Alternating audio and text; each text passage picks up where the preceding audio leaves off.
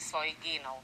Ne le za katere bolezni ste dovzetni ali kdo so vaši predniki, ampak tudi kako hujšati, za kateri šport se odločiti in celo katera glasba vam ustreza. Kako zanesljivi so ti testi in ali so sploh uporabni, pa je preverila novinarka Anja Šter, ki je z DNK testom izvedela tudi, od kod izvirajo njeni predniki. V začetku novembra sem pri enem od številnih ponudnikov genetskih testov na trgu dala vzorec svoje sline. Moj DNK naj bi namreč povedal, od kod so moji predniki. Vzamete te dekronske palčke iz ovojnice in jih potrgnete prvo na levi strani med ličnico in zobmi, nato ponovite še na drugi strani in jih vstavite v to papirno ovojnico z vašo referenčno številko. Vzorec pošljajo v laboratorij v ZDA, kjer izločijo moj DNK in ga z računskimi algoritmi primerjajo z vzorci več milijonov ljudi, ki so test opravili pred mano. Ker gre za tako imenovani DNK test narodnosti, moje rezultate primerjajo s podatkovno bazo, ki zajema 964 avtohtonih populacij, ki so se v zadnjih 500 letih minimalno selile. Tukaj se naredi 27 markerjev po posameznem alelu in ker polovico potedujete od očeta, polovico od mame, je skupna vrednost 54 markerjev. To so standardizirani markerji oziroma lokacije, ki se uporabljajo tudi v smislu identifikacije ljudi in iskanju ljudi. Po slabih 3 tednih so rezultati testa pripravljeni. Spet se odpravim na Inštitut za DNK analize, kjer mi razkrijejo, od kod izviram. Etične skupine kot take, vaši živi sorodniki, iz katere izhajate, sta pa iz tega področja Madžarske, vzhodne, Slovaške in seveda del tega tudi Kalabrije. Presenečena nad rezultati izvem tudi, na katerem delu sveta bom našla največ sorodnikov. Vsi vaši sorodniki so sfokusirani, so skoncentrirani v Evropi. Največ jih boste najdeli na Iberskem polotoku, potem sledi severozahodna Evropa in potem proti Egejskemu morju. Zanima me, kako zanesljivi so ti rezultati. Zato se obrnem na oddelek za molekularno genetiko pri Inštitutu za patologijo Ljubljanske medicinske fakultete.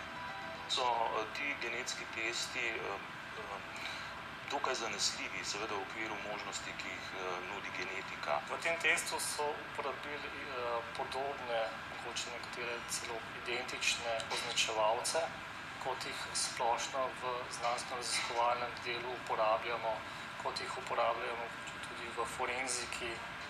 Bolj vprašljiva je interpretacija posameznih rezultatov, poudarja Zupan, ki je med letoma 2010 in 2014 pod Glavačevim mentorstvom analiziral genski material Slovencev in Slovenk. Gre za neko statistično povezanost in mogoče niti ne bi dajal v tem primeru širšega zgodovinskega pogleda. Stališča znanosti in medicine ta test torej predstavlja komaj kaj več od zanimive izkušnje, ki jo lahko delim s svojimi prijatelji. A priljubljenost teh testov bliskovito narašča. V ZDA vam že za nekaj 10 evrov razkrijejo vaše poreklo. Mi smo si pravzaprav zelo isti, ne enaki. Ampak v tistem 1-2% smo si pa različni, ampak to nas v bistvu dela posebno. In zdaj seveda mi vse iščemo svoje korenine oziroma tistih 0,5%, ki smo si pa zelo podobni.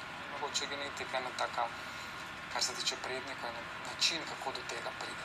Ideš pa do nekih vprašanj, da ne veš, zakaj je nekaj se pokazalo tako, kot nisi pričakoval. Recimo, da je moja sestra v nekem danem sorodu s svojim možem.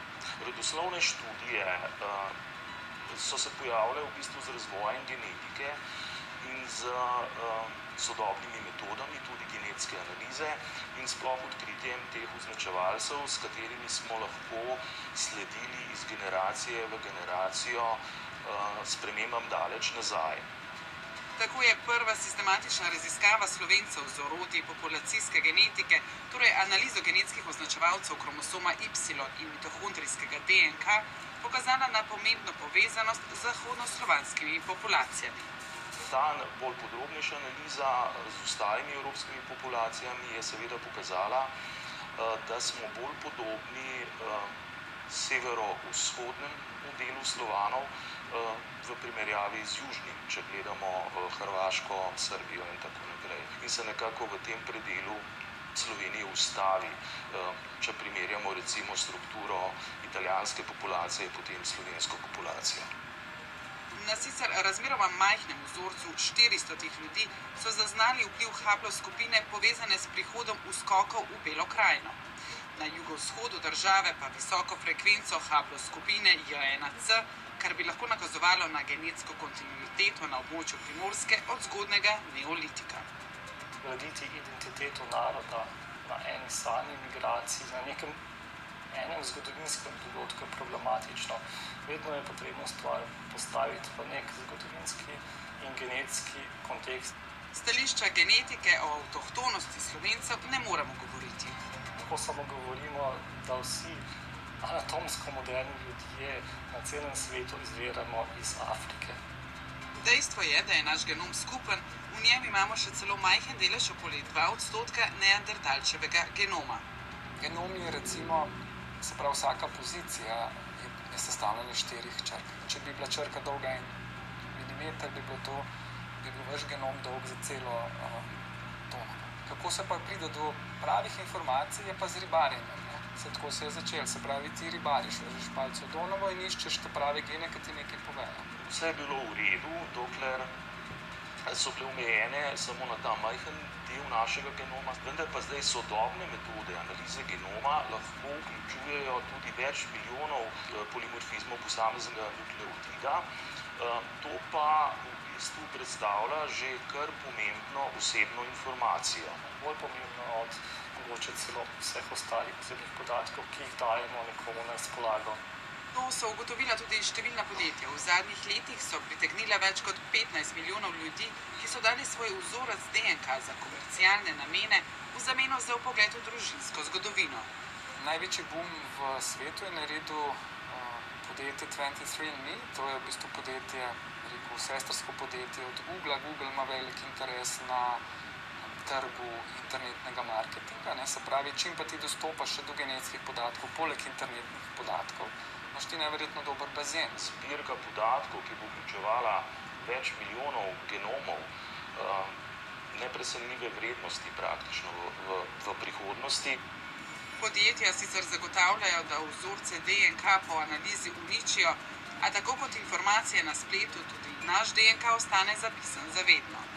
Nikoli nisem imel kakšnega predsodka ali pa celo strahu pred tem, da bi se moj genetski izvid lahko tudi zlorabil za kakšenkoli namen. Zavarovalnica hoče ugotoviti, kakšna je določena populacija, kaj je rizičnost v določeni populaciji. Dejansko ima lahko preko genetike, če se izkoristi to v napačen način, direktni dostop do določenega populacije, kjer lahko konkretno vidi, kaj je problem v določeni populaciji.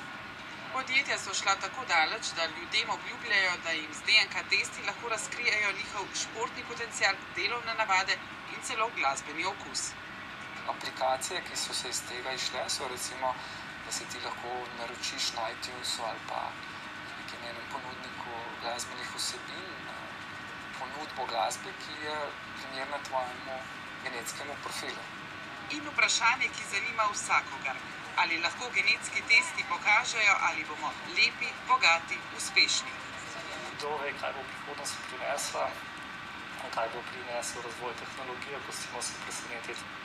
A ljudje smo mnogo več kot le skupki genov in okolje pogosto igra pomembnejšo vlogo pri oblikovanju naše identitete kot zgolj naš genski zapis.